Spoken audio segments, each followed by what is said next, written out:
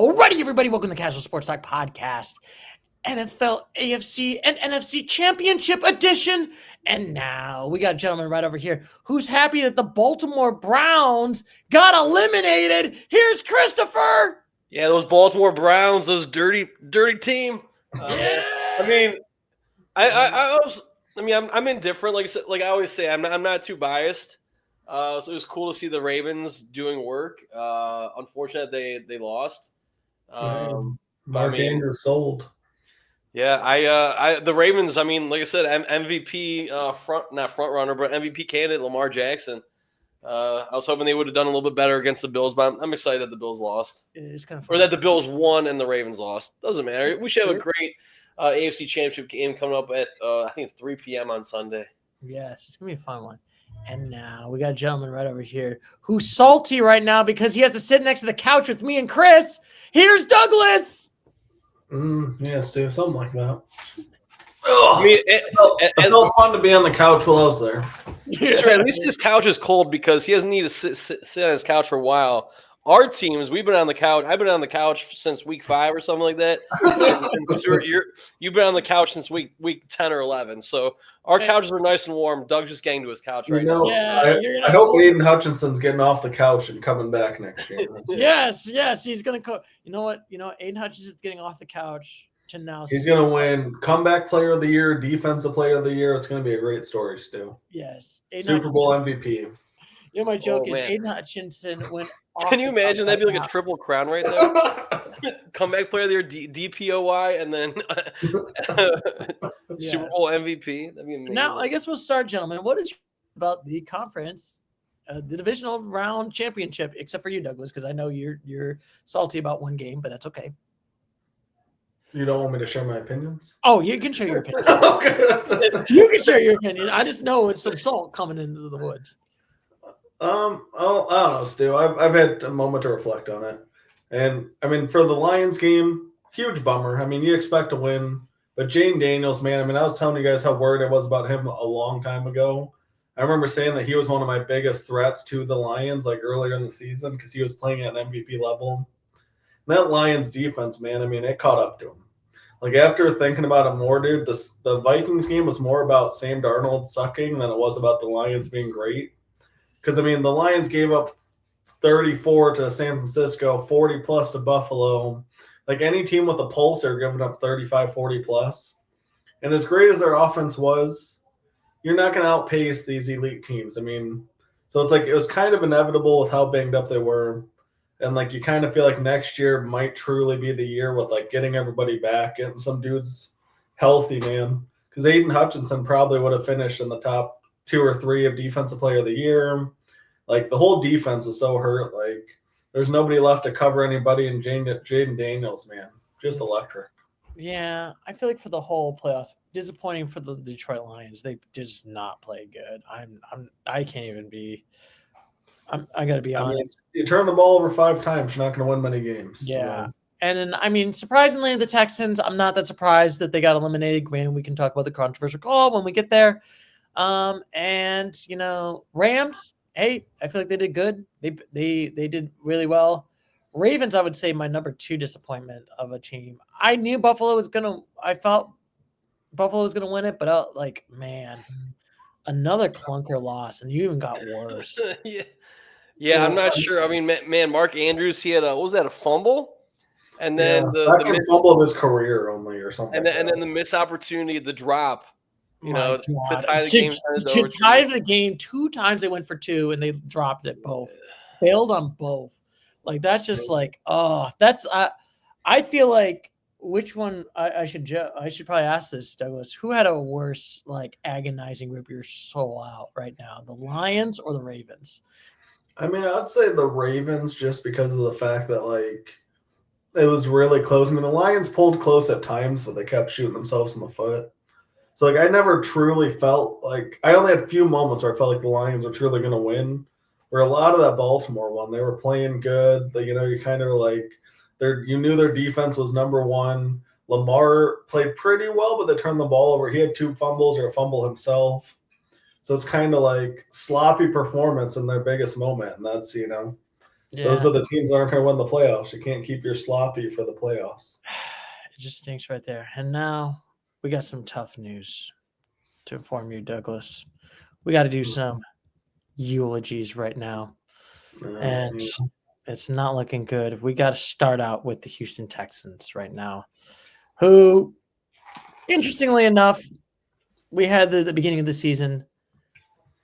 We actually were pretty darn close. So in the beginning of the preseason, where we talked about the Texans, we were thinking very optimistic. Thought that they were going to win a playoff game. It's actually kind of funny because actually towards the end of the season, I think we did not think they were optimistic and win a playoff game. You know, Douglas was very optimistic, and we both gave him a 7. Christopher was still optimistic, but thought they were going to lose a playoff game and gave him a 6. Douglas was also bringing up that CJ Stroud could not beat Michigan, and how dare you, Douglas? Oh yeah, that's still a fact though. Boo, boo, boo! We won a national championship. Darn it! He didn't win one. No, so he lost. He didn't win a Big Ten championship. He didn't beat Michigan. He didn't win a national championship. He's probably one bad field goal away from winning a national championship, but that's not the point. Yes. But, I mean, I guess we've got to talk about what is your eulogy for the Houston Texans this year? The division they were in was dog trash. Yes, that is true. So, probably, I will still argue probably the second worst dog trash besides the NFC South. Yeah, I agree. NFC South. I think this one's worse. I think this is the biggest dog trash. But they won a playoff game, to be fair. We're talking about how they got it. It doesn't matter. Like, I mean, yeah, we're talking about their team, but we're talking about how they got there. I mean, in a division like top to bottom, like you give me Atlanta versus Indianapolis, I don't know on that one. I think top to bottom, I like Baker Mayfield more than you though, Stu. You seem to be a Baker Mayfield hater. Oh yes, yes. I hate Baker Mayfield, especially when Baker Mayfield owns them Brownies. Hey, hopefully he can plant that Buccaneer flag right in Brown Stadium, right? One day when he beats when it's the Bucs versus the Browns, and how you feel about that, Christopher? If that happens, what for what? If Baker Mayfield plants the Buccaneers flag at Brown Stadium, I mean, I hope he does. That'd be sweet. Just to say, you know, screw you, Haslams, for thinking I was washed up. It would be purely amazing if, because the Browns were getting the new stadium in 2029. That's when it should be ready. The last game of the 2028 season, if it's the Tampa Bay Buccaneers playing in Cleveland, Baker Mayfield walk-off touchdown, and then he can plant that Buccaneers flag all he wants. That'd be amazing.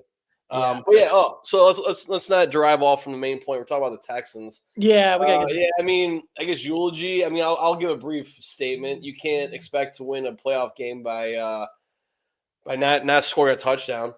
Yeah. Oh no, Joe Mixon had a 13-yard touchdown. My apologies. But yeah, they failed the point after the touchdown. Yeah, I mean, I have nothing really else to say about the Texans. Yeah, and I mean, know, good job winning the division for what it's worth, but you also won. You also beat the Chargers in the wild card round.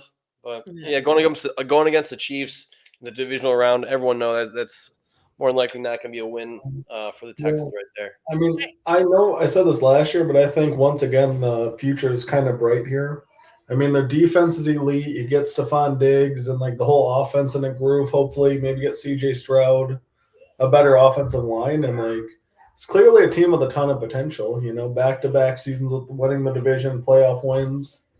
Like CJ Stroud's only going into year 3. You know. Yeah. Stuart, what are your thoughts here? I mean, I feel like the Texans. It looked good in the regular season, but then they kind of like splintered towards the end. They did want to play a game against a good Chargers team. I'll give them credit for that. They won decisively, but then they lost to the Buccaneers. But they didn't lose to the Chiefs, and that got them eliminated. Also, we should talk about the controversy. I guess there was a pass interference call against the Texans, against the Chiefs, and I guess a lot of people were like so upset that the refs are liking the Chiefs and blah blah There blah. were some bad ones. I mean, I think I texted during the game, like the ref sure seemed to be on the Chiefs side for that one. Like there was a few that you're like, what? Yeah, Like, but I definitely noticed inconsistencies. yeah, Just- and I guess the NFL had to double down and literally had to do a statement that said the refs were fair in that game. Yes, Yeah, I kid you not. So I remember specifically last week's podcast. I mentioned I don't remember the umpire or the referee's name, but he refereed this Kansas City Houston Texas game. Every time he's refereed, the Chiefs have won. They were 6-0 going into this game. Chiefs won. Now they're 7-0 with that referee. I wish I could. yeah, I mean there were some questionable ones where you're kind of like, that's not. I don't know. I'm not gonna lie. Like I think I saw Stephen A. say this, and I kind of agreed. Like I think the Texans had a case that there were some missed calls for sure.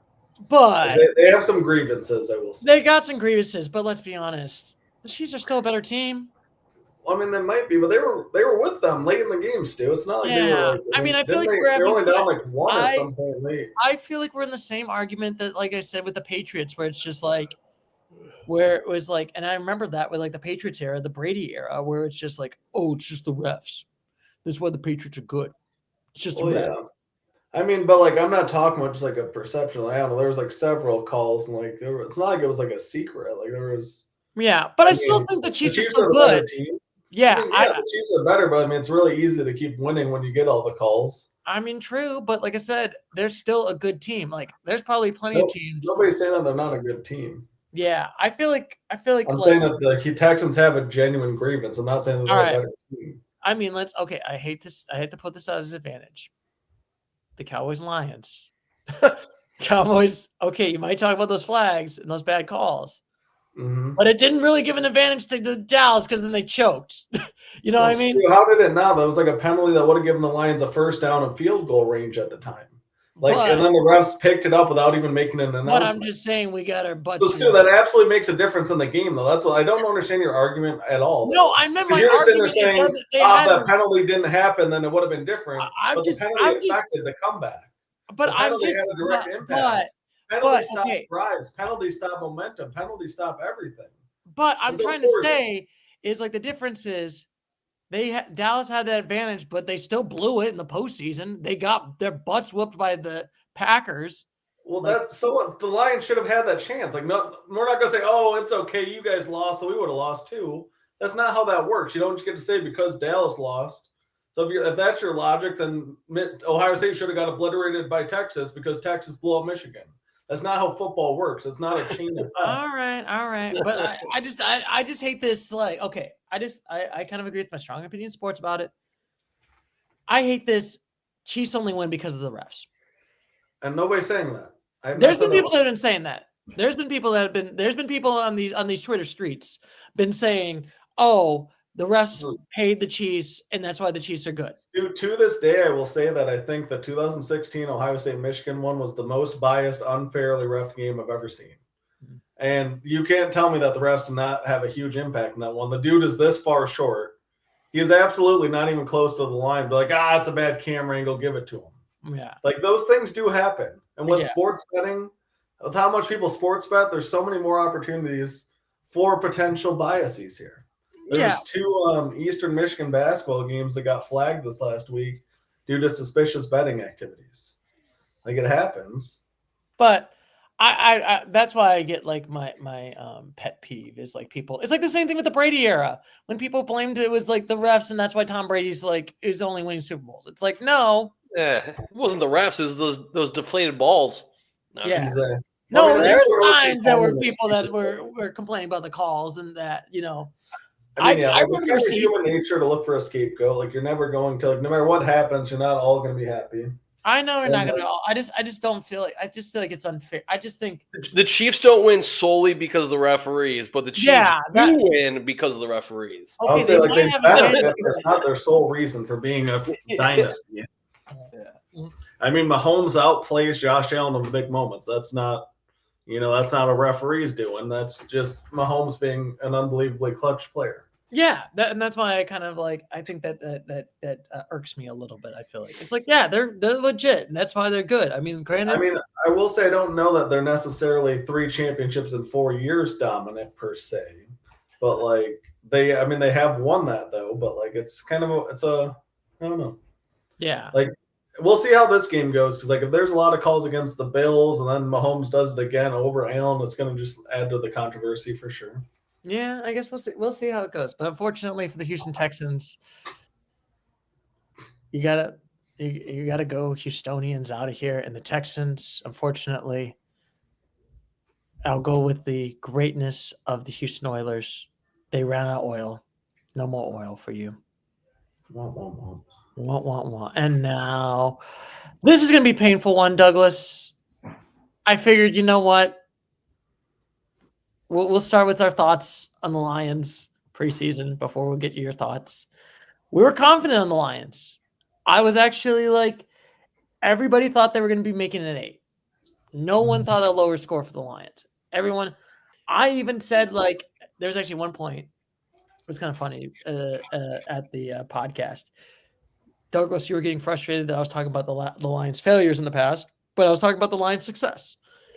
Funny enough. Well, you weren't though. You were just like, they fail and they fail every year and their ownership sucks and they're a bunch of failures. And like, so I was thinking about. So I was thinking about this very thing today, and here's why. But the reason I like Pat McAfee is I watched one of his things, and he's like, I love to focus on the positivity of sports. I love to focus on like the fun avenues and like celebrate sports. And then you're just bringing down a whole city and a whole team when we're on the upswing. I don't know. I don't think it's punching. I will always say this for like the. We can probably talk about the Washington Commanders and like the Dan Snyder era.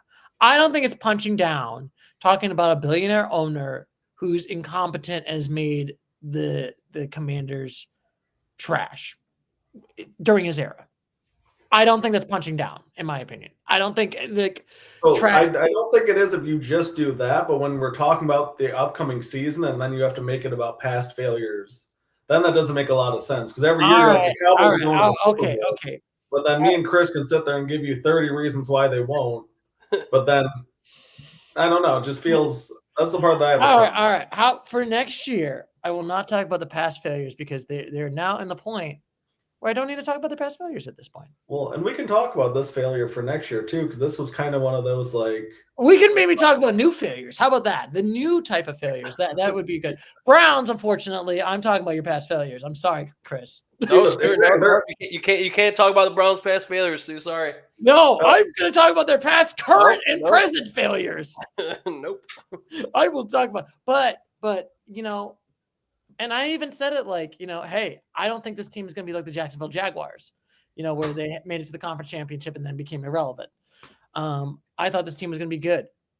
And we all get mates. And so, you know what, Douglas, this is your team. Write their eulogy about what do you think about this season since it's over? I mean, there's mixed feelings. I mean, there's a shade of disappointment in here. I mean, they were, the number one scoring offense. I mean, we kind of mentioned it in like week 12, week 13. We're like, dude, these injuries, they might catch up to them. And like, there was a lot of people saying it. And like, it looks like that's what happened. In the big games down the stretch, the defense fell apart, unfortunately. And like, you're signing a bunch of dudes like there was a play late in the game. I think it was like a third down. And like, the Lions still had a chance at this point.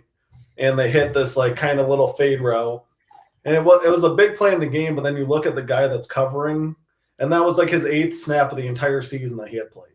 And the biggest moment of the biggest game, you have a dude that had only played 1 snap on the season before that play. Like, that's how depleted their defense was, is like these dudes, they didn't know the system. They didn't have a whole year building a culture. It was just a bunch of, and like you feel bad for that dude because he was in this huge moment that he didn't get like a whole season to prepare for. No, they were literally getting practice squad people, like at this point. And it was a huge disappointment.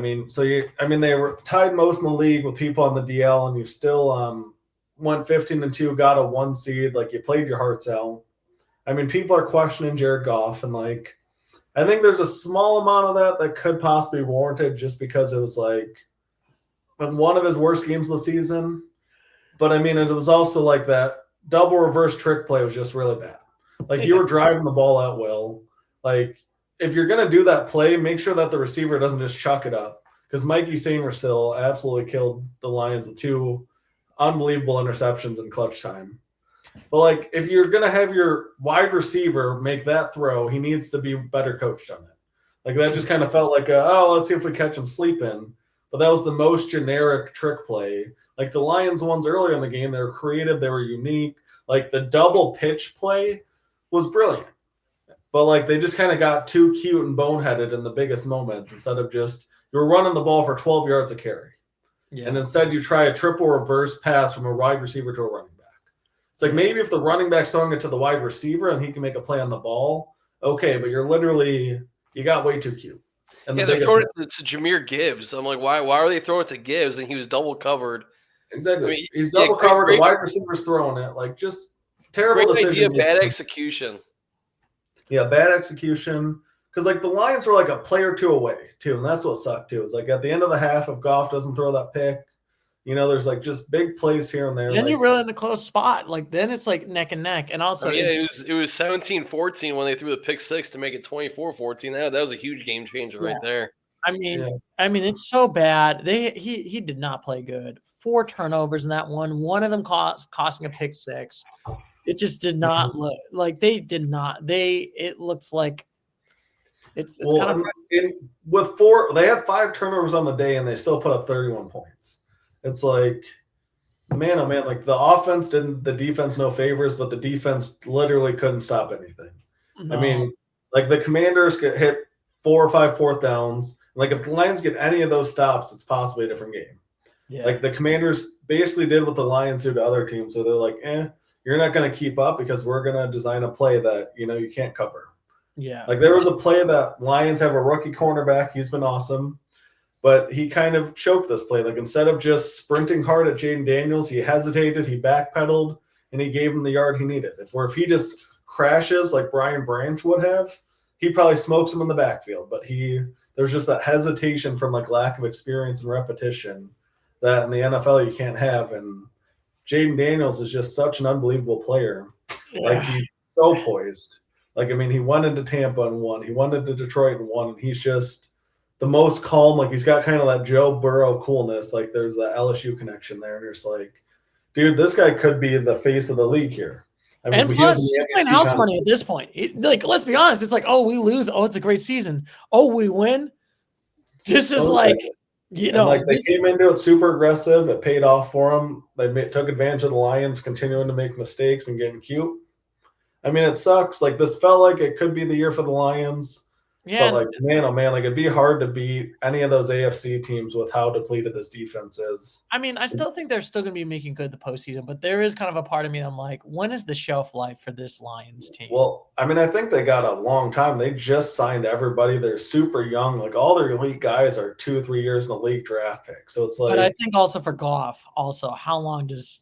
Well, I mean, he's 28 years old. Like he just led the number 1 offense. I mean, he had a bad day, but like, yeah. I don't think you hang it up on Goff at all. Like I think he's still an MVP conversation. Yeah, but I mean, if you have a healthy defense in that game, we don't lose that game.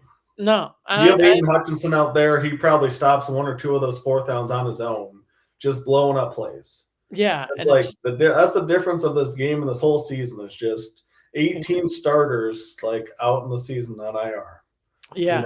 Injuries caught up to you. Unfortunately, the injuries caught up and Goff played bad. I think those are the 2 combinations of why the Lions are out. But it's still interesting to think about it. The NFC North, 3 teams that made it to the playoffs. Not one of them won a playoff game. All of them one and done. Yeah. It is crazy to think that. I mean, yeah. It kind of sucks. It kind of feels like the Big Ten and March Madness tournaments where it's like, we're the best. No, we're not. But like, I mean, I still think that the Lions honestly were probably, if they were healthy, I mean, I'm going to be a biased fan on this one. I think that they were the best team in the league when they were at full potential. And I think that they'll be right among the best teams for the next year or 2.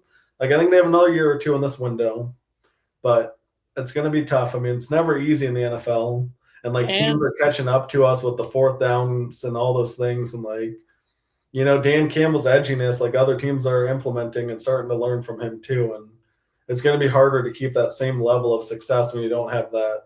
Oh, and I think also didn't also Washington do that on 4th and 1? They actually went for it. Also, they did the game. Yeah, they hit 4 or 5 of those, like 4th and 2, 4th and 3, and like they just always had an answer for what the Lions were trying to do. So, and also that one penalty when it was like 4th and 3 on the goal line, and that was not good. When it was that was probably the game right there. Yeah, that neutral zone infraction, that was a bad even the Bills, they go typically on 4th and 1. They just do push to Josh Allen. But even the Ravens were going for it on a few fourth and shorts, giving the ball to Mr. Mark Andrews. So yeah, there's other teams implementing going for it on 4th, which is definitely making the NFL more exciting for sure. And I mean, it's relevant to the conversation I was saying with like Ohio State at the end, 3rd and 11, and then they throw it in their own territory with the lead. But that's what teams are doing now. They're like, dude, these other teams are so good on offense that the way that the best defense we can play is by being more aggressive on offense. Yeah.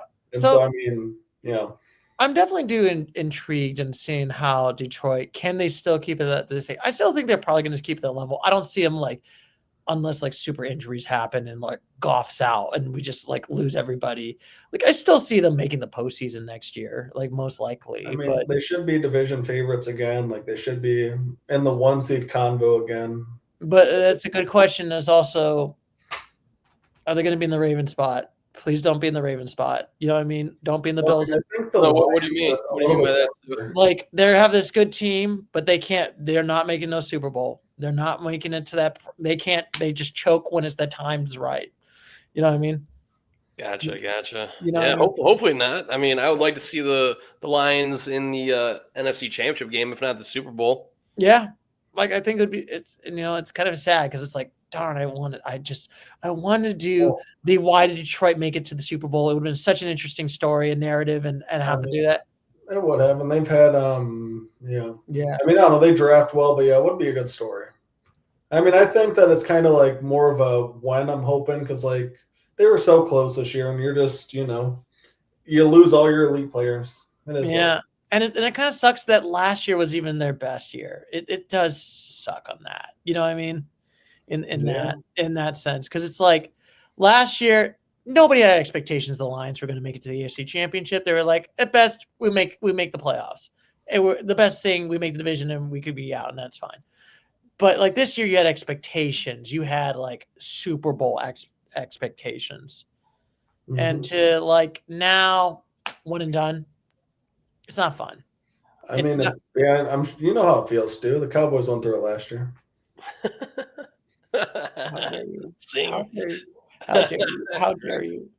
And now I have no expectations because now they didn't even make the postseason, and I think we're gonna get Dion.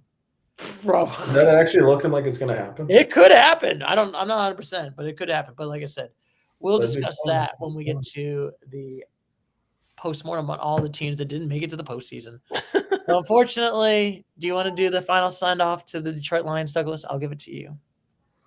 Well, Stu, I believe in Dan Campbell still. I think he's going to get there. It's a matter of if, not when. So, till next year, Lions. Next year's 1 seed will be better to us. Yeah, unfortunately, it went midnight, and the Detroit Lions became the Detroit Kittens, so they're out. I'm sorry. Goodbye, Lions. We'll talk to you next year, or at least once the Super Bowl's done, and we'll talk about our postmortem teams. And now we got to talk about the LA Rams, who rammed all the way to win a playoff game, but now are eliminated. But it's interesting when we talk about the Rams last season, where we discussed the Rams, we were actually optimistic. I discussed the Rams. I thought that they predicted they would miss the playoffs and gave them 5. Christopher felt the same way and gave them a 4. Yeah. And however, Douglas was the only one that was correct and said the Rams would make the postseason but not win a postseason game. Do you have the record on there? What did Doug say about their record? Oh, yeah. I totally forgot about the records, actually. I totally forgot about the record. You know what? I mean, don't have to worry about you and I. Well, we thought their record. I want to see if Doug's right again. This would be his like 3rd or 4th team he guessed correctly. I literally, you know what? I totally forgot. I should have totally talked about the records for each of these teams. I had 8-9 for the Rams. Douglas was 7-10. Wait, no, that can't be right. Christopher was 7-10, and Douglas was 9-8. Okay, gotcha. And then dang, one game away, Doug, because the Rams finished 10-7, and then also season. Funny enough, the Lions were all 12-5. We all said 12-5. Yes. See, that's the thing. I mean, what an overachieving year. I mean, it sucks, but like, golly, man, if you told me we would have had Aiden Hutchinson would have snapped his leg in Dallas and we still won by 40 and won 15 games, we'd be like, what? Yes. Petty thought for the Rammies here, though. I'm really glad that they didn't win this week. And the very selfish fact of like them, I saw a joke on Twitter or something. I was like, the Lions are one Stafford away from a Super Bowl. I was like, no. You imagine we traded back Goff or Stafford? We'll get Stafford to come with us our Lombardi. Yeah, like it would have been kind of funny, LOL, if Stafford would have won another Super. There's like how much painful would that be if Stafford would have won another Super? That would have been pretty rough to watch too, especially a year that we had beaten them. We were heavy favorites, and if they just snuck in there and took her down, that one would have been up there for sure. Would have been like, oh gosh, this like right now it feels like the trade's kind of even. Like I mean, the Lions still need to win a Super Bowl to make it truly even. But if the Rams had 2 and we had 0, it would have felt like they hosed us. Yeah. I feel like the Rams Commanders, that would have been like one of the least watched NFC Championship games as of recent. That would have been so boring. And then I guess it goes to Washington. Oh my God, no! It goes. Yeah, it would have been in LA, right? Yeah, probably in Arizona again. Yeah, because the fires. Yeah. But I want to say it would have been a boring game. Like I said, my great games are ones that are high scoring. But Rams have a good defense. Obviously, that might not have shown this past Sunday when they played the Eagles. But yeah, it would have been a high-scoring game, I would assume, in favor of the Commanders if it would have been the Commanders versus Rams. Speaking of the Rams, the Rams had a shot to win that game. I honestly thought, I was like, oh, my God, I'm going to be correct. Sustradamus is right. We're going to win this one. I can't believe it. Sure. That's right. You did. I think you did take the Rams last week. I think Doug and I were like, what are you doing, Stu? But, yeah, you're close. I was close. Well, yeah, I mean, when they miss that extra point, man, like that Saquon touchdown, and then they miss the extra point, you're like, uh-oh. And if anybody's going to do it, it's going to be Stafford. Yeah, that would have been hilarious if Stafford would have won it. And then I would have been like, in your face, Eagles. In your face. And now I got to be like, God, the Eagles are going to make the freaking Super Bowl. I'm going to hate my life right now. I just don't want it to be I don't want it to be the Chiefs versus Eagles in the Super Bowl. And I say that because Mahomes – this past week, he had 70 yards passing. Hurts had 130, give or take, plus or minus a few yards there. It's going to be such – if that Eagles-Chiefs plus to be a rematch from a few years ago, that'd be a low passing affair. It's not. I would love Bills-Eagles. I think Bills-Washington would be a lot of fun, though, too. Like, it'd be a lot of fun to see Jaden Daniels battling Josh Allen. Yeah, I feel like that's going to be an interesting one. But I guess we should start. What's your thoughts with the Rams? I feel like they punched up. I think, honestly, this season might borderline maybe get Stafford into the Hall of Fame. I think, honestly, he's there already. I think he might be already there. But I will still argue, I think he should be, if he gets in the Hall of Fame, it should be for Rams. Just saying. He won playoff games as a Ram. He didn't win any. I don't have any issue with that. I mean, he's been gone for 4 or 5 years. Like now? I know that some Lions fans get annoyed when I say that. The people at work.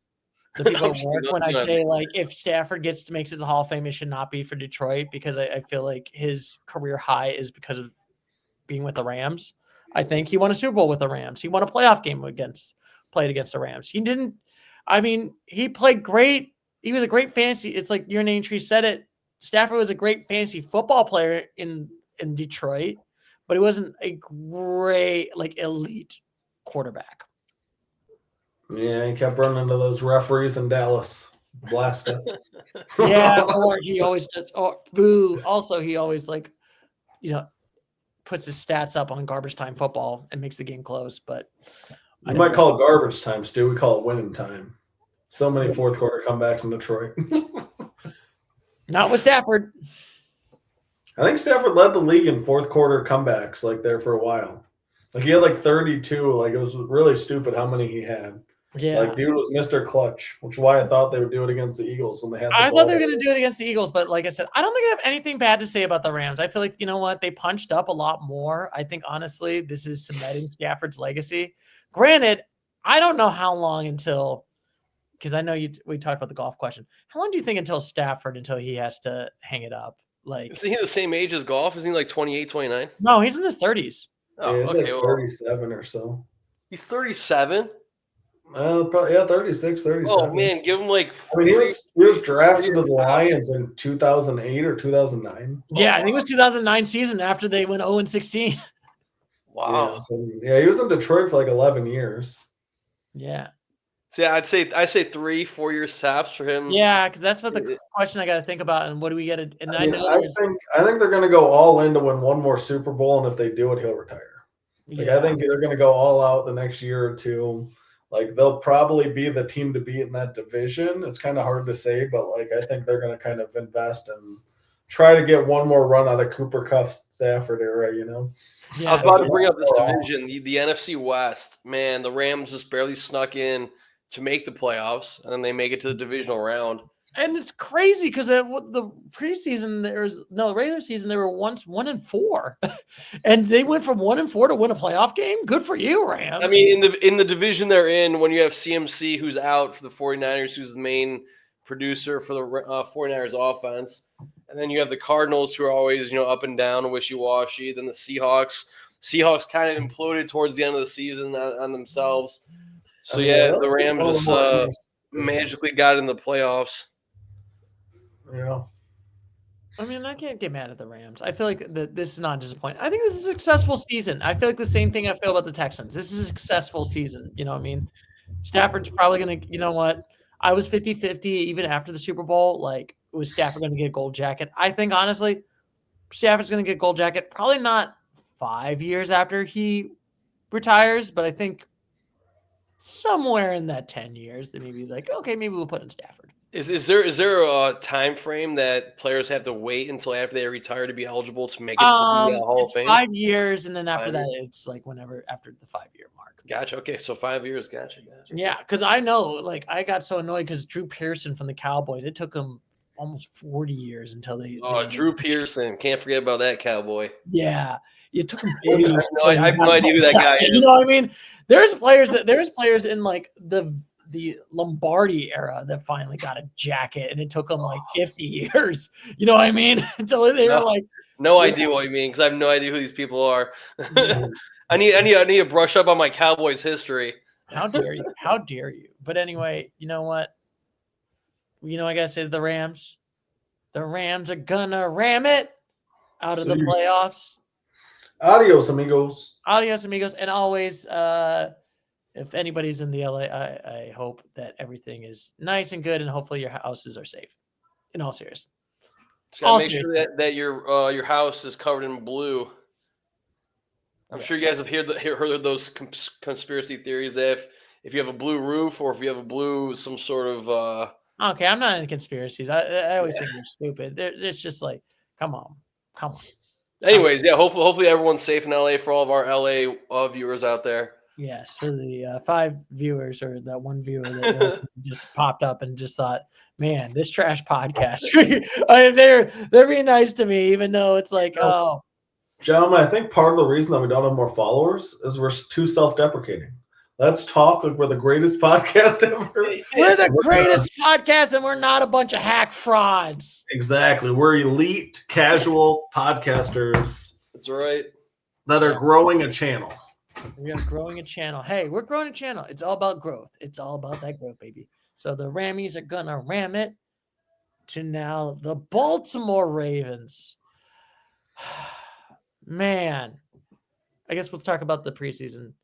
And we'll talk about the records where we put in the Baltimore Ravens right now. So for the Ravens, interestingly enough, I said 3-14. Christopher 3-14.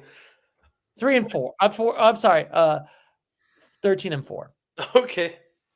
Christopher said 12-5. Oh, I got one right. Nice. Yes. 12-5. Yeah. Christopher and Douglas said 3-14. So you did get correct. You got it. And also, correct. I put the Ravens as a 7. So that means they won their first playoff game and they lost this one. So I'm right on target. Let's go. Yes. This is what it feels like, Doug. Yes. Woo. Yes. Very nice. Yes. But funny enough, in the podcast, so Christopher did give him a 7, and me and Douglas, we gave him an 8. But funny enough, you and in the podcast, you and Douglas and Christopher said that Lamar would not have an MVP caliber season career right now. Oh, career. He's having an MVP career, but season. Yeah, will not be an MVP. He's not going to win it to Josh Allen, so I guess technically we're right. Yeah. Yeah, that is true. That is true. Yeah, he's not going to win it, so like that's a win. Chris all right, maybe don't get it correct. All right, let's go. We got it correct. Why, Stu, did you say Lamar was going to win the MVP or something? Is that where you're going? No, with that? You literally started it at the one point. You're like, at some point when you're talking about the podcast, you're like, yeah, I don't think Lamar is going to be an MVP caliber. I mean, it was surprising that he put up better numbers with Derrick Henry, like across the board, like passing and everything else. Like, it's not surprising, but surprising in like how much more he was used and like, you know. He put up better numbers this year than last year when he won the MVP. Though it is interesting because I feel like for Baltimore, you could have probably made that Super Bowl also. But then there was also warning signs. You lost to the Raiders at one point. You lost to a garbage Browns team at one point. I mean, the season games don't matter as long as you make it to the playoffs, you know. I know, but I think it kind of shows that like this team's not good. That game against the Browns, that was a fluke. I think I even said that exact word, fluke, when we were talking about the Browns beating the Ravens. But yeah, like I mentioned, man, Mark Andrews, that's my eulogy right there. Mark Andrews, his hands, they're dead. Yes, unfortunately, Mark Andrews' hands were basically filled with butter, and I guess he can't catch things now. I mean, someone tried to defend Mark Andrews on Twitter saying, well, Lamar Jackson, didn't Lamar Jackson threw an interception? No, he didn't. Lamar had 2 turnovers, a fumble. Yeah, he had a fumble and an interception. Yeah, you're right. And I'm like, okay, well, he's out there for, I'm not sure how many snaps. He plays, 50 snaps a game, give or take. But then Mark Andrews, he has a fumble and he has a dropped catch. So don't try to take the blame away from Mark Andrews when. Well, I was just say, like, I respected what the Ravens did in trying to defend him, but like, it's like, dude, you had the 2 worst possible plays. Like, you were in position to take the lead, and you fumbled it trying to get too cute, bad ball security at the end, and then you have a chance to redeem yourself. A catch that you make. Tony Romo said 999 times out of 1,000 he makes that catch. The one time that they need him to, the one time they remember it is the time that he does it in the 4th quarter. Oh my God. And it's a heartbreaking game. And what's the worst thing about Mark Andrews is like he was perfect for most of this season, but nobody's going to remember that. His career, Stu. 2nd fumble in 7 years. Yeah, but nobody's going to remember. Nobody. It's like the same problem as like there's this one guy that was a Pro Bowler for the Cowboys, and I'll think about it. Go figure. Yes, I got to talk about the Cowboys. And they made it. This guy went out of retirement and played for the Cowboys in the 1979 Super Bowl. That's 78-79 season. And he had a career. This is his best career. Missed 1 easy catch. No one remembers about that career. They just remember about that catch. And I feel like that's the same thing that's going to happen to Mark Andrews. No one's going to remember about that. They're only going to remember 1 play. Well, no, I think you're wrong, Stu. I'll always remember Mark Andrews as a great tight end, man. So I think, Stu, one thing I will say too, like you were making your argument for college football things. I think in this new age of fantasy football and NFL, people remember overall production more than they used to. Mm-hmm. I remember how much he affected my fantasy team. If he had a few bad fantasy seasons, like I kind of remember, like, if you take a Chris Johnson number 1 overall and he puts up a dud, or Christian McCaffrey this year, then you kind of have some ill feeling toward them. You're like, dude, what the heck? I'm not remembering his like run where he didn't get in the pylon or fumbled out of bounds at the 1. Think about that bad fantasy season, okay? But I feel like if you're a Ravens fan, you're going to remember this play. Oh, 100%. Yeah. You're a fan. On the scale of the nuclear scale of chokes, Is this the 7 of the rip your soul out? Like this is not even funny. Like LOL. This is like, oh my god, I feel so bad to be a fan. I mean, it's up there. Yeah. I mean, it's an all timer for sure. Is that the equivalent? I should say is the Michigan the punt. Like, is that the same equivalent of that failure? I'm trying to No, think. like honestly, my first honest comparison was like that Noah guy for Ohio State's kicker was my first thought. Like, not even joking. Oh yeah, that kick against one Michigan. kick. Like he was Noah Ruggles. He had a great season too. I'm pretty sure. Like he had an awesome season. But all that I've ever thought about when I hear that guy's name is he cost them a national title by shanking a kick. Yeah, at midnight at New Year's Eve, right? Oh yeah, it's the Georgia game. Oh, thank you for reminding me of that one on Twitter. And like that's like all that guy's going to be remembered for because he's not in the NFL. He, I think, had a pretty solid year, but then in the biggest moment, like Mark Andrews, you've been awesome. You've been one of the best Ravens. Like everybody praises how consistent you are and how much you love the game.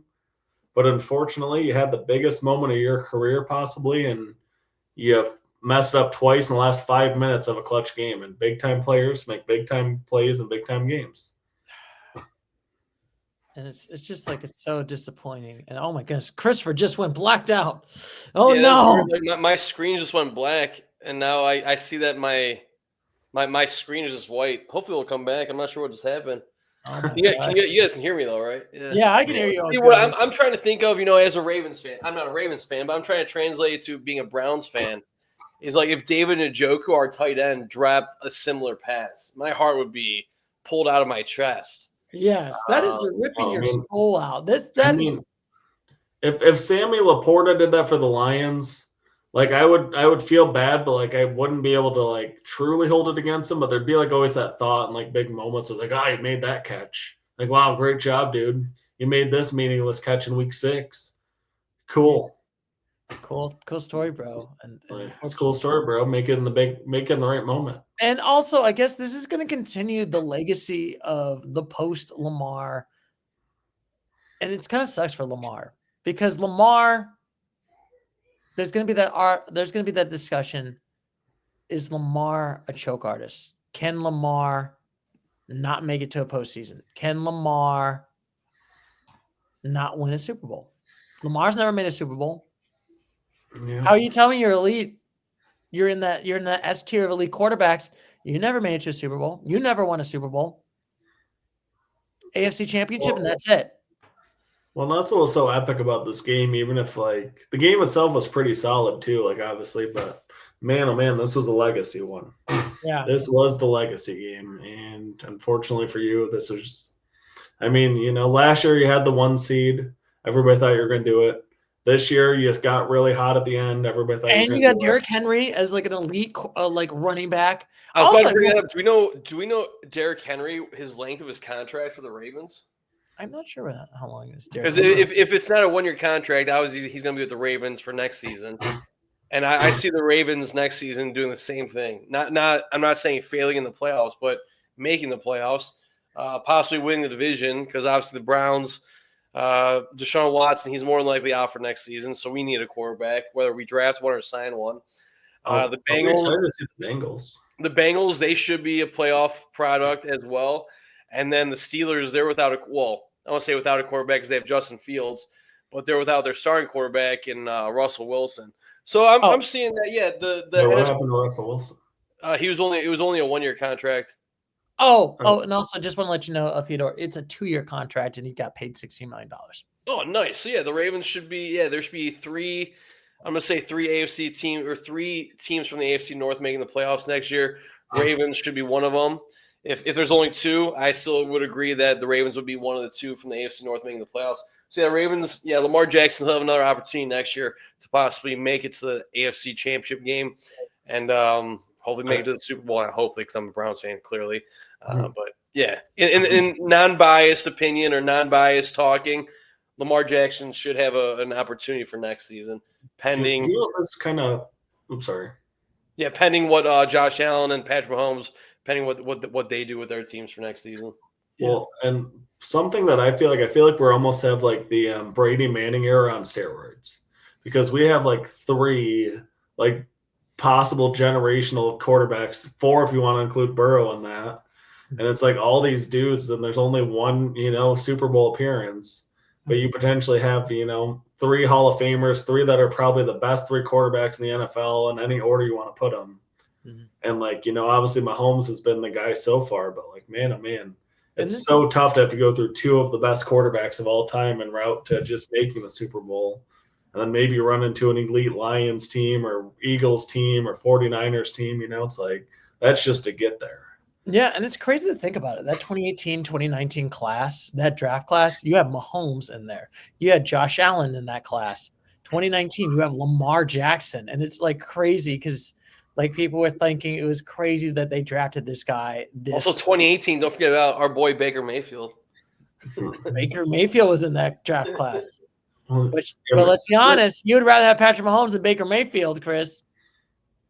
Not on the Browns. So I guess, are we going to ever start this debate of Andy Reid or Patrick Mahomes? No.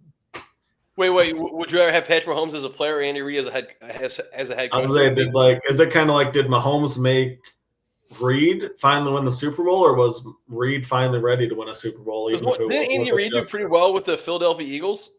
Yeah, but they never made it to the promised land. They never won. He was known as like a choke artist that could get close but didn't win. Yeah, and that's why I always say it.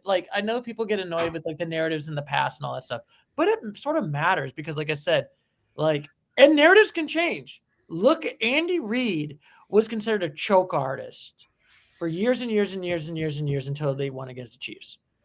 Now that legacy's done. Just like Belichick and Brady, who made who? Did Brady make Belichick or Belichick make Brady?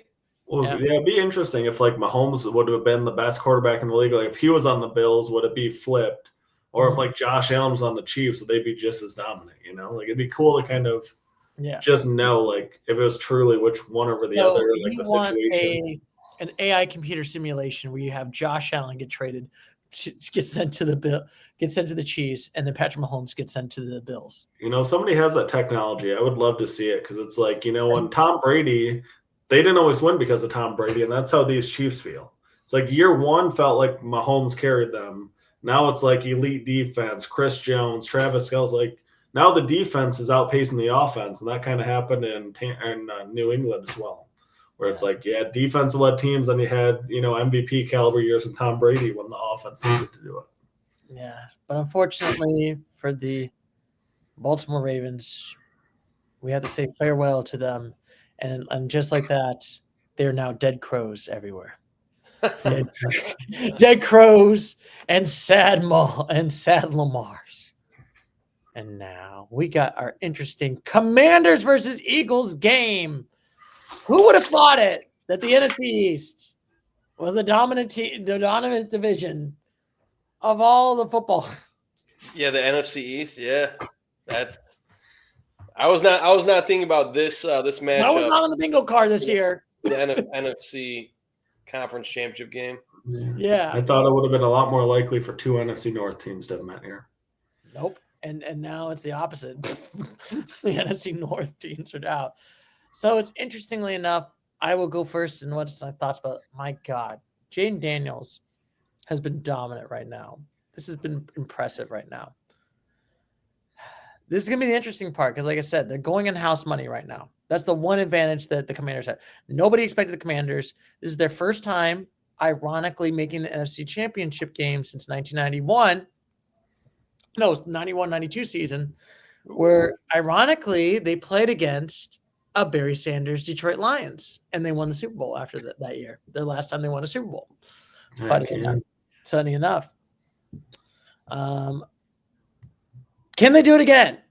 This is the first time in a really long time they made it this far. My bad feeling is I think the Eagles are going to win this one. But I would not be shocked if the Commanders put in it because they did beat them once. Granted, without Jalen Hurts. Yeah. Well, I mean, you have 2 opportunities in the regular season to beat them when you play them. Well, yeah, in that game that they beat him without Jalen Hurts too, it was I think the Eagles are up 21-7 when the injury happened, and then they kind of flatlined. So it's I don't know. I mean, the Eagles obviously have a better defense than the Lions by a significant amount at this point. So You know the Commanders, with all due respect, are dropping 45 on the Eagles. No. And also I think it's a tough, but they play against the Eagles twice a year. And this coach, Dan Quinn, was our defensive coordinator for the Cowboys, played against the Eagles a lot of time this year. You know what I mean? He knows this Eagles team. This isn't like, going to Detroit where it's like, okay, this is my first time. Like going against the Buccaneers, this is going to be my first time. They know this team. We played against this team. We know this defense. We know Saquon. I mean, I think you have two of the calmest, most collected quarterbacks. I mean, you have probably the four most calm, collected quarterbacks in the NFL, it seems like, in the championship games here, Like Jaden Daniels didn't look like his heart was even beating when he was beating up on the Lions. Josh Allen, like no moment seems to be too big. Mahomes, 3 Super Bowls. Then you got Jalen Hurts, who just always looks super calm and chill. And I don't know, man. It kind of makes sense when you kind of think about the quarterbacks here. Yeah. 4 of the best to do it. Where's the 4? And like I said, it's been a while since a rookie quarterback made it this far. If I'm trying to think, Cam Newton is like the last time I can think of with Carolina. There was a rookie that made it all the. Now he made it to the Super Bowl, but lost to the Broncos. Was he a rookie that year? Yeah, he was a rookie. I remember that year everyone was talking about, oh my God, SEC team, because he played for Auburn, 14-0, and then played the NFL, was 14-0 also. Yeah, he went 15-1 that year. Yeah, but like I said, they lost the Super Bowl, and like I said, the sad part is that's probably Cam Newton's peak, and he never improved ever since. Yeah, I mean, he's one of those quarterbacks that, once you figured him out, yeah, team's adjusted. So, but I will go first. I'm going to give them the 8. I don't think this team's going to beat the Eagles, but I would not be shocked if they did beat the Eagles. I weirdly do not. I feel like I would give them a 40% odds that they could beat the Eagles out of 100. Put the simulation times. I think they can beat them 40 times.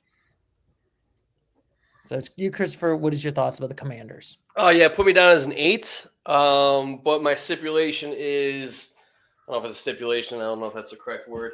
If Jane Daniels can put up the numbers that he's been putting up, Commanders have a very good chance of winning this game. Because as I mentioned, maybe like a half hour ago, that Jalen Hurts, he doesn't throw the ball too much. He's not airing it out, especially here in the playoffs. I mean, A.J. Brown, he had 1 reception last game, if not 2 at most. And then in the wild card weekend, I don't think A.J. Brown even had 1 reception. So Jalen Hurts is not airing the ball out as he should be.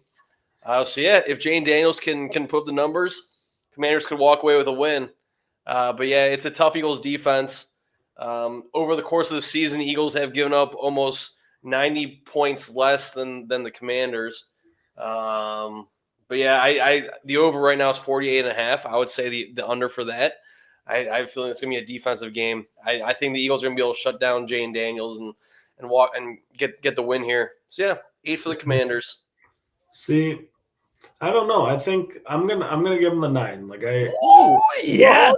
I just watching this dude play, man, and thinking about how much throughout the entire season he was a baller, but there's just something about a team that when they're hot and I just don't feel I don't know. There's something weird with the Philly to me this year. Granted, they're more of a defensive run-heavy team, but I just think that this is a bad matchup for that type of team. Because I think Washington's going to come out hot, like you said, play with house money, hit some 4th downs, and I don't know that the Eagles can match the pace that I think Washington's going to play at. Wow. The Eagles are going to try to slow this game down, run Saquon, but I don't know that they can get sped up. It was kind of like the Lions, when they were behind, they're still elite, but then they got a little bit desperate. They made some bad plays. Where I think the Commanders, if they get some control here, then all of a sudden the Eagles are going to panic and try to become who they're not. And they're not a great throwing team. No. And if you should, I don't know. I just feel like there's something to this matchup. And there's something about Jaden Daniels that I'm trusting this dude, man. I mean, it might be wrong, but he just feels he won and he outdueled Baker Mayfield, he outdueled Jared Goff, and there's no reason to think he can't just keep it rolling. Yeah, and I want to be honestly, it would be okay. I think for the narrative's sake for my podcast, it would be kind of fun to do, even though we're rivals. would be interesting to talk about the Washington Commanders and how they made it to the Super Bowl. Like, we did not think this team was going to make it. Number one. And I feel like, and I will have to say this, isn't it amazing? I know people complain about me like talking about ownership. But Dan Snyder, if he had Jane Daniels, this team's not making the AFC Championship. He would have screwed this up. Big time. 100%. Look at that. 2 years without Dan Snyder, the Commanders have now made their first AFC Championship since 91, since 92. Yeah, I mean, there's possibly something there. Like, there's like the Lions, they got a new, fresh perspective and started making the right hires, making the right moves, getting the right people. Yeah. Like sometimes, like Jared Jones, maybe hire somebody with a new, younger perspective that can actually get you, I don't know, whatever. Not important. Not about the division rival. This is about the Commanders that actually are making a playoff run. But that's why I give credit. 2 years with new ownership. I love to see it. Like, as an underdog story, too. Like, I would love to see a Josh Allen versus Jaden Daniels Super Bowl. Like, that would just be like, I think it'd just be all offense. Like, that would be like Chris's saying, like, that'd be like a 38-34 That's your dream, Chris. What? Your dream of a good Super Bowl, all offense versus all offense? Oh, that'd be amazing. Oh, my God. Oh, my God. No, I think your second dream would be like that one where it was like the Chiefs versus Rams in 2019, where it was just like offense was looking good, scoring touchdowns. Even the defense was scoring touchdowns. It was like, that's like your perfect type of game right there. Plus, I've always mentioned our podcast, man, I love these rookie quarterbacks. And if a rookie quarterback can make it to the Super Bowl, oh, man, that'd be amazing. Like, that'd be fun. And I always say it, Christopher, you love these rookie quarterbacks and you cannot lie. But the Eagles, they can deny. Yes. But then deny him a chance to get to the Super Bowl. Not a chance. And now we talked about the Commanders. Now it's talked about the Philadelphia Eagles now. We'll start with you, Christopher. Yeah, I mean, like I said, I put the Commanders at an 8. I pretty much gave the reasons why the Eagles will win. Their defense. They gave up 303 points throughout the course of the season. That was regular season, not the postseason. Postseason wise, I mean, I don't really. Let's see. They gave up 22 of the Rams, and then let's see the wild card weekend. They gave up 10 of the Packers. So 32 points over the course of 2 weeks. That's pretty decent in my opinion. But yeah, are they going to be able to stop Jane Daniels in his high power offense? Throwing that ball up and down the field. We'll see, but that's why I'm taking the Eagles, because their defense is going to be able to stop Jane Daniels. We'll see. We'll give them the 9. All right, Douglas, you got to and I should ask this, Christopher. What do you think the odds are of Philly winning this game? 1 out of 100. You simulate this game 100 times right now. How many times does Philly win this game? Oh man, out of 100, oh, man, I would say out of 100 times, I'd probably say like 60. I know, Stu, you said 40 for the Commanders, but I mean, yeah, the Commanders, they won one game, but that was without Jalen Hurts for the Eagles quarterback, or he got hurt, blah, blah, blah. Yeah, I'd say 60 or 65. All right. And now, Douglas, you got to tell me, why do you think the Eagles are not that good and they cannot beat the... Well, so, Stu, that's not what I'm saying. I'm not saying the Eagles aren't that good. So, good try. I try. I want you. It pains me. I don't want them in the Super Bowl. I don't want them holding home party. For a lot of this year, I mean, we've said the Eagles are like 1 or 2, best team in the NFC. So it's not a shock to see them here. I mean, they've looked great. Defense is great. Saquon's great. They have elite receivers. Like, they have the total package, but I just don't know that they're going to put it all together enough. Like, I just feel like there's going to be a game that they have to outscore somebody. And, like, whether that's here or that's against Josh Allen and the Bills, I just don't think that when this team has to actually put up points that they can just consistently do it. Like, I just don't see them matching a high-powered team, tit for tat in the playoffs when that team's playing with house money, going all in, hitting every fourth down. Like, their RPO setup was great because whatever the Lions did, they had a perfect counter to it. And so, like, you try to blitz, they're going to hit you on a quick screen. You try to go out and play zone, and Jaden Daniels goes up the middle. And I'm just like, granted, the Eagles can do great things too. Like they have really nice pieces. And I mean, we've seen Saquon rip off 260+ yard touchdowns, against the Rams. Like he's amazing. But I don't know. Those are my thoughts. I just think there's something about Jaden Daniels, his swagger. And like I liked the way that Stephen A said he trusted Jaden Daniels more than he trusted Jared Goff. I'm kind of saying I trust Jaden Daniels more than I trust Jalen Hurts to win this game. Yeah, that is probably a little bit of my worrisome for the Eagles right now. Okay, unbiased hatred of the Eagles. I'm trying to get rid of that. I feel like Jalen Hurts is kind of like the sort of the weak-ish part. I mean, they still made it to the NFC Championship, but I feel like defense looks strong. Saquon looks strong. Jalen Hurts sometimes has like a couple bad games. I'm not going to 130 passing yards or something. Yeah, he had 128 this past game against the Rams. Like, man, you're throwing for less than 130 yards, less than 150, and you're still getting the win. I don't like that. I mean, obviously, to be fair, the weather looked really bad. It was like it was snowing. Well, yeah, it was snowing. It was a blizzard. That's why Saquon had over 150 all-purpose yards because he had that 78-yard rushing touchdown. Then I think he had a 58-yard rushing touchdown, I do believe, something of that nature. But, I mean, yeah, when it's snowing and the ball's slippery, you're not going to really try to throw the ball too much. So I will give Jalen Hurts the benefit of the doubt. Yeah. Yeah. So, why do I can't have nice things. And sorry to interrupt you, Stu. Even I'm looking at Packers, Eagles for the wild card weekend. It doesn't really show what the weather was, but I'm fairly certain it was not snowing that weekend. Jalen Hurts only threw for 131 yards.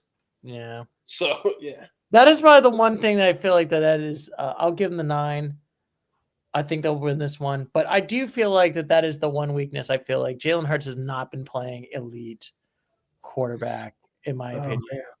I'm so bummed that I'm going to see the Lions versus this defense. Yeah. But what are you going to do when Jaden Daniels? Beat the Commanders, man. Yeah, Jaden Daniels just tells you, nope, not today. You're not playing against. Part of the reason I picked the Commanders, Stu, is their nickname. They call them the Cardiac Commanders, and I think that's pretty cool. Yes. Oh, I thought you were going to talk about.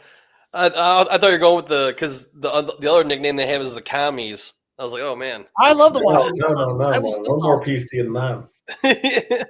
But the Cardiac Commanders. I remember when it was the Browns. A little history for you guys. I know Stuart talks about history all the time.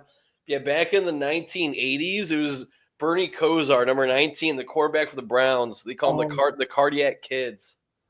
Yeah, and he was kind of considered a choke artist at the time because he had the drive, the fumble. Classic. I mean, granted, that's why I always say Marty Schottenheimer. I know he's passed away a few years ago. Get that man a gold jacket. I'm just saying it. Probably the best coach that never got a team to a Super Bowl. Mm-hmm. Fair enough. Yes. Ironically, also he coached the Redskins, and then they dumped him out after 1 year because Dan Snyder's genius. Yeah, that man was good job. Good Just job, like Jerry Jones getting rid of Jimmy. Heck yeah, good job, Jerry. Genius. I'm still salty about that. Okay. I will never. I listen to the history lessons, Stu, just so I can hit you with them. Yes, my dad's still 30 years from now is still salty about that. And I always say it. If we would have kept Jimmy, we could have been the Patriots before the Patriots. We probably maybe you guys would have beaten Tom Brady in some of those Super Bowls, gotten his number down to 3 or 4. Yeah, I think honestly we could have probably won 5 Super Bowls that decade. What could have been? What could have been? We were that good. But anyway, I think the Eagles are going to win it. I should probably ask you, Douglas, what do you think the percentage odds? Simulate this game 100 times right now. Who wins? 52 to the Commanders. You get 50. Oh, you think it's going to be? I think it's going to be a really good game. I'm just assuming a fast start for the Commanders and the Eagles just not being able to get enough passing game going to catch up. All right, we'll see how it goes. And now we got our next game right over here. The Buffalo Bills playing against the Kansas City Chiefs right now. So we'll start with you, Douglas. Well, Stu, I'm stoked that our $5 bet comes to fruition. It's so weird to think about it. Season coming to. We had the circle of bets where one of us is going to be right. Well, so Stu, I took the Bills in that bet, so I can't go against that 9 because obviously I assume they're going to make the Super Bowl. Granted, I was a hater last week. I thought that the Ravens had something that they didn't. But, I mean, Josh Allen is him, man. Like, that dude is on another planet. Like, he is – I feel like he's so clearly, like, the best player in the NFL right now. Like, it's just wild how good he is.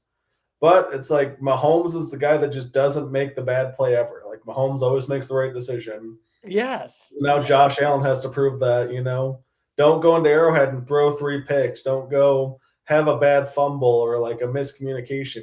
This is your chance to rewrite your narrative that you are the best player in this league. And you got to show it in Arrowhead Stadium. Like, I don't think it could have been any other way. You got to go into Mahomes' building and you got to show him that you can out Mahomes in Arrowhead.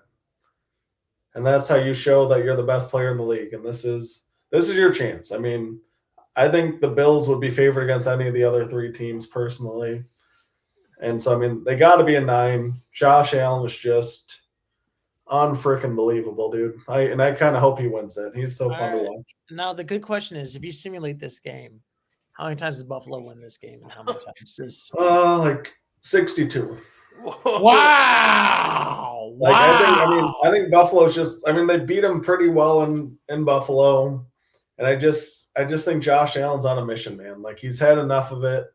The Bills are now more aggressive in those late game situations. So like that last second Mahomes with 12 seconds left field goal wouldn't have happened because the Bills have learned the hard way so many times that they're finally going to get it right and hit that clutch moment the right way. This is going to be an interesting one because, like I said, I love the Bills Mafia. Buffalo's been good. But Buffalo, the one negative I will say to the Buffalo Bills, and you're going to hate this, Douglas. I know it's going to a history of failure, Stu. It always does. History of failure. You can't beat the Chiefs. And do you want me to go to last year when the kick went right? And no, Stu, because I could do a whole history of the Chiefs season called exactly that. Yeah. luck, missed kick, bad. But I feel like and we'll get to start with the Chiefs and we'll discuss that. But like I said, I digress. I think Buffalo does look good, but it's tough to go beat them at Arrowhead. I know they beat them at home. Mm-hmm. That's a tough environment when you're out away. There's a reason why you want your home games in the postseason to be at home. See, normally I would agree, but like Josh Allen dropped 50 on the Lions in Detroit, no problem. Like Josh Allen plays lights out wherever he's gone all season. Yes. The weather won't affect him because Buffalo's going to be colder than Kansas City. So it's like he has no excuses, man. It doesn't matter that's an Arrowhead. For your legacy, you have to win this one. I honestly think I'm going to give him the 8, but like I said, this is either going to be the legacy of Buffalo gets to change their narrative or he's a Lamar and the narrative stay the same. Mm-hmm. You can't – This is a legacy game. That's for darn sure. Yeah, where it's like, you know what? You're telling me you're elite. Why can't you beat Patrick Mahomes in the postseason? Mm-hmm. And I think – ooh, this is a good question. How many times I think Buffalo can win this one? I'm going to go 45-55 Buffalo. All right. Fair enough. Yes. And now, Christopher, it's your final turn. Split it down the middle, 50-50, because, it depends on – I mean, I know Doug said that Josh Allen, no matter where he plays, he just likes to ball out, and that's exactly what you want to have in an MVP-type person. But I think for this game, it does depend on where they're playing, and they're playing in Kansas City. As much as I want to give the Bills a 9 and to not see Patrick Mahomes in the Super Bowl, I don't think the NFL script writers have it in them to not have Mahomes miss or to not have Mahomes in the Super Bowl.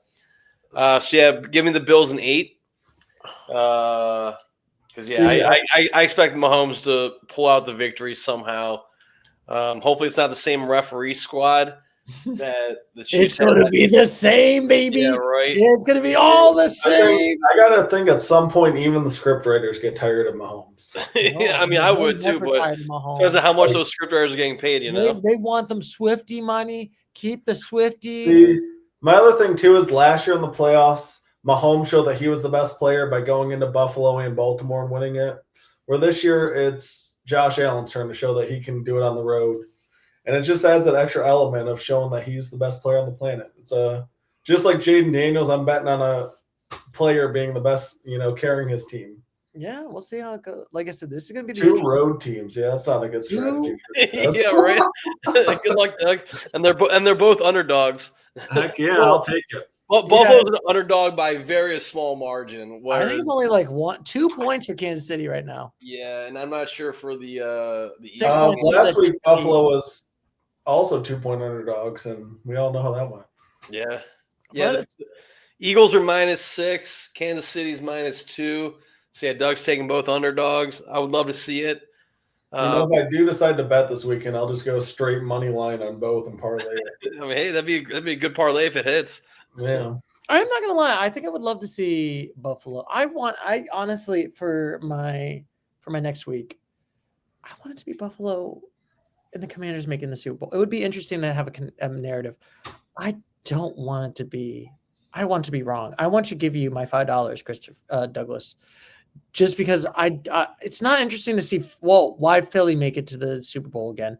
Oh, why the Chiefs make it to the Super Bowl again? Well, I mean, it's not good for leagues. Like when it was Golden State Cleveland for 4 or 5 straight years, like that was so boring. Yeah, it's not interesting. Like I'm glad Cleveland got theirs, but like that was like the most boring stretch of basketball. It's like just jump to June now and like cut all this other garbage out because we know who's going to be there.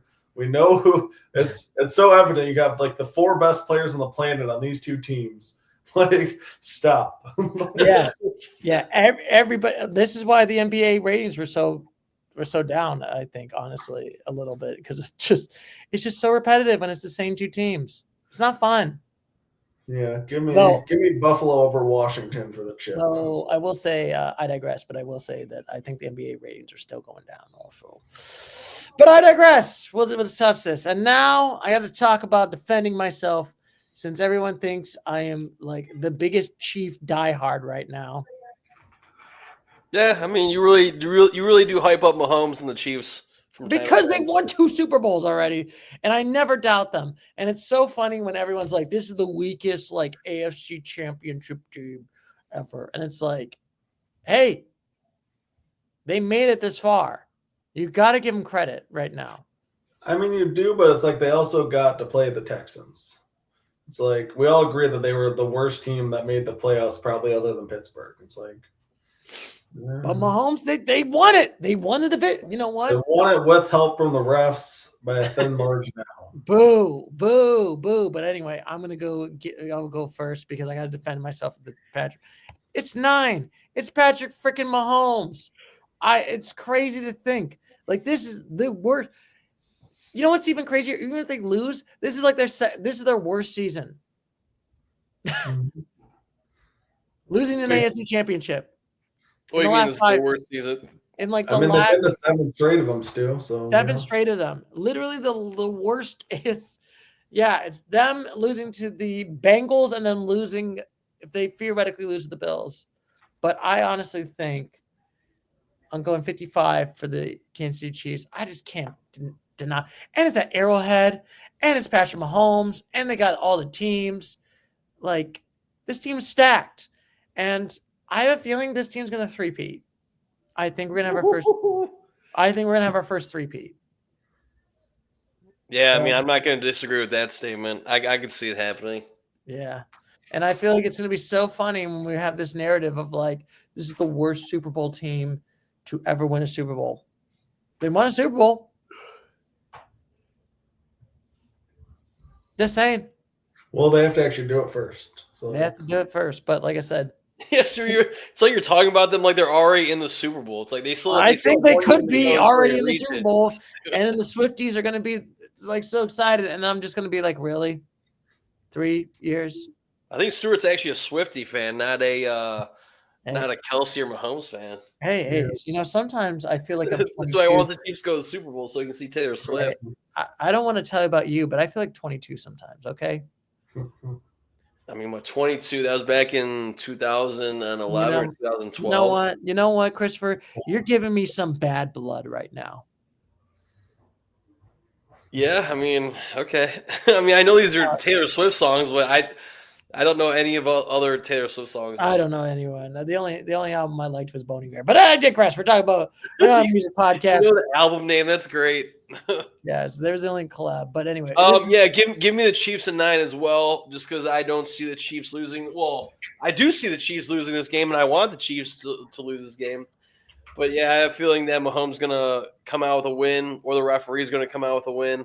One or the other. So yeah, Chiefs are in the Super Bowl, hopefully against the Eagles. And it's so funny. Unlike Doug's picks being the Commanders and the Bills, I'm going with the Chiefs and the Eagles. Yeah, we're gonna get pretty good about both my picks. Both the teams that I've picked have beaten the other teams too. So I'm picking two teams. The Bills are 1-0 against the Chiefs. The Commanders are 1-1 against the Eagles. We get some grudge matches here. Yeah, I mentioned the one time when we were talking about college football, how Ohio State was going to beat Oregon and get that redemption. I have a gut feeling, or the same feeling, about the Chiefs having redemption over the Bills this upcoming Sunday at 6:30 p.m. Yeah, I don't wish. I'm glad I don't share that view. Because I just don't see it. I mean, they're good. They're good, but there's just, I don't know. I mean, maybe it's just the same story again, but it just feels like there's something unique about how good Josh Allen is. You said that last year, and look what they did.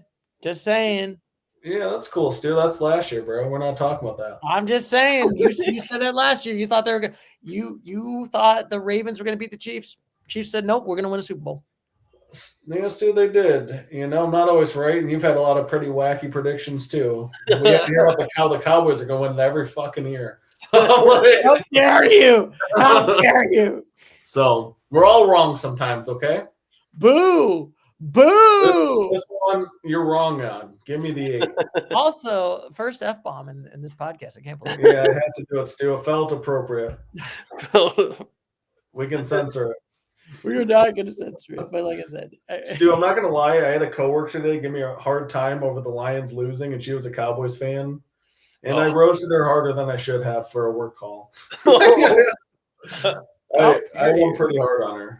This podcast gets you ready for those type of interactions, Oh, dude, I was ready for it too, because she started talking smack, and I was like, I would not have talked. I got a buddy that talks too much trash on the Cowboys. Hey. No, there's one guy at work. I literally said "same old Lions" in the text message after that. Yeah. Sorry, I had a troll.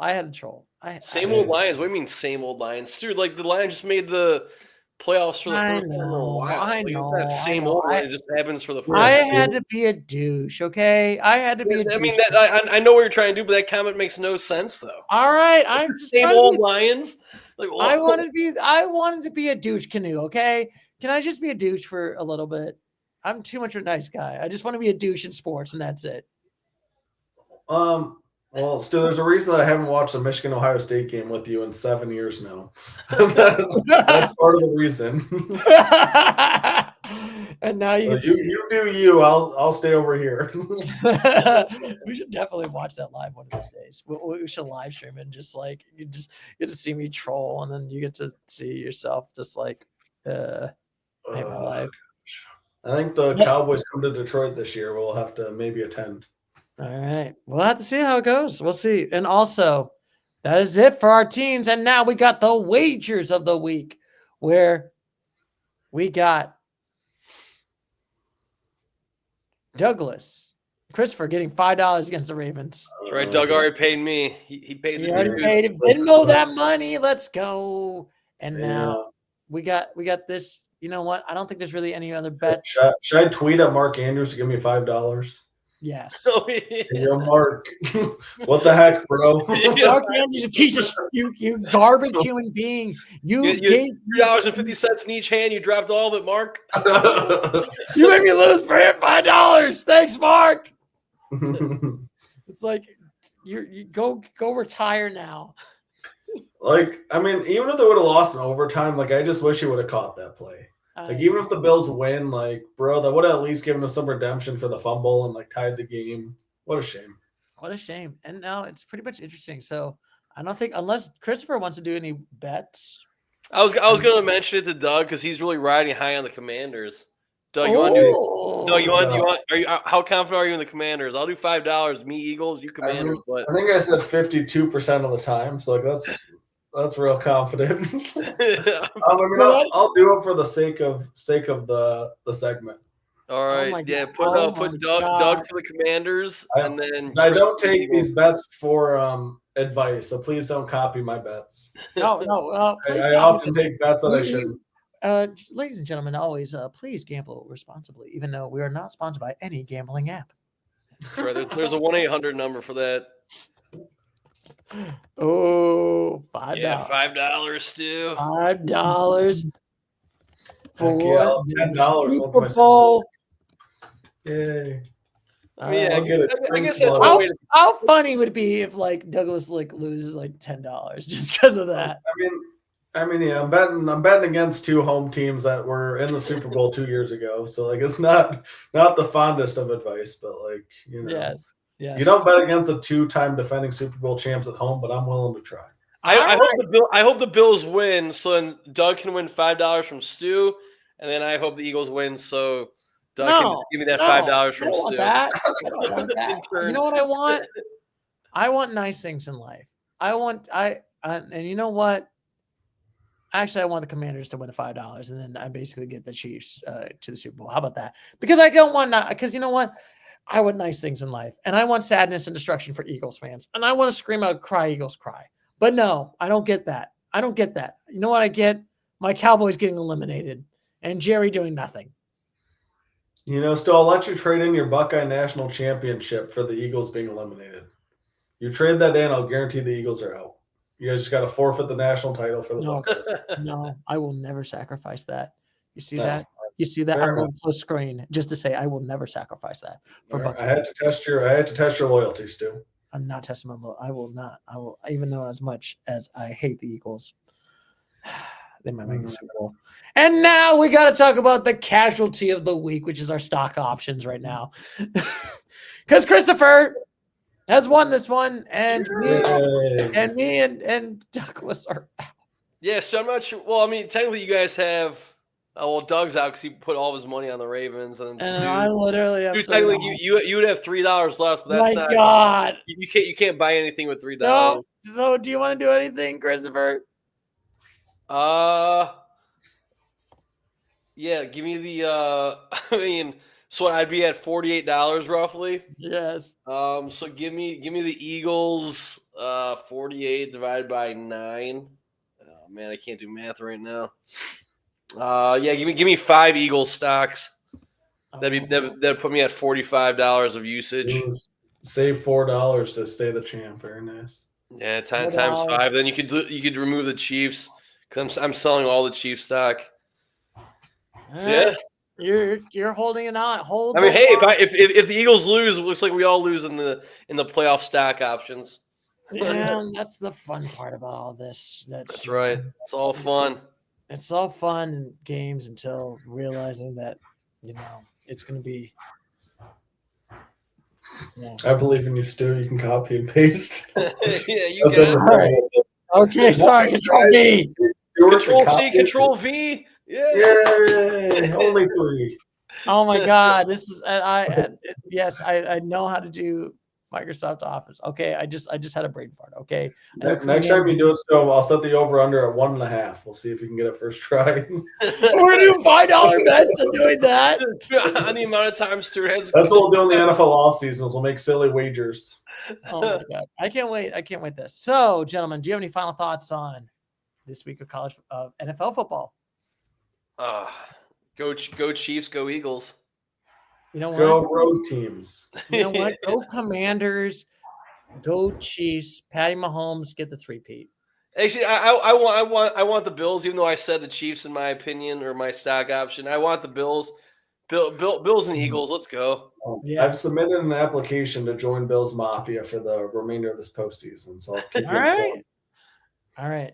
Well, So what's your like? What do you have to do to join that? You just jump on a table and make it break. yeah, you gotta go to Buffalo, jump on a table, and then you're. Yeah, I auditioned this afternoon. I sent them the tape. So Yes. That's So, great. interestingly enough, next week we're gonna have a little bit differently this week. We are not gonna do the final NFL predictions for the Super Bowl. We're gonna talk about the two teams that did make the Super Bowl. How did they make it in here? What did they do in the last 5 years? No, And the do last 5 years. What does that matter? Well, I'll do like a little recap of the last 5 years. And then Okay. we're gonna recap the two teams. It could be one video that could be long, or it could be two videos. So we'll see how it goes. And as always, gentlemen, I will catch you later, Mr. Gators. And as always, take care. Bye-bye.